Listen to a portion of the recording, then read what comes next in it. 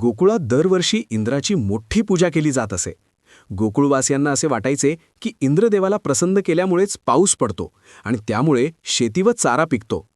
एकदा लहान कृष्णाने विचारले, बाबा, आपण इंद्राची पूजा का करतो? पाऊस पडणे हा तर निसर्गाचा नियम आहे. त्यापेक्षा आपण या गोवर्धन पर्वताची पूजा का करू नये?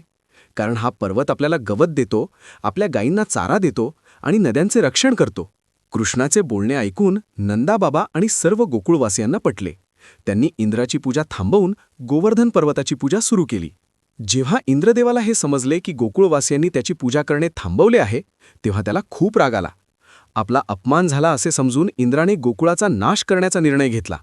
त्याने आपल्या शक्तीने मुसळधार पाऊस आणि वादळ सुरू केले. गोकुळात इतका पाऊस पडला की सगळीकडे पाणीच पाणी झाले. घरे वाहून जाऊ लागली आणि लोक घाबरून कृष्णाकडे धावले. कान्हा, वाचव आम्हाला. इंद्राच्या रागामुळे आम्ही सर्व बुडून मरू. आपल्या भक्तांचे रक्षण करण्यासाठी कृष्णाने एक चमत्कार केला.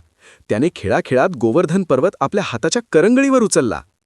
कृष्णाने संपूर्ण गोकुळाला पर्वताच्या खाली आश्रय घेण्यास सांगितले.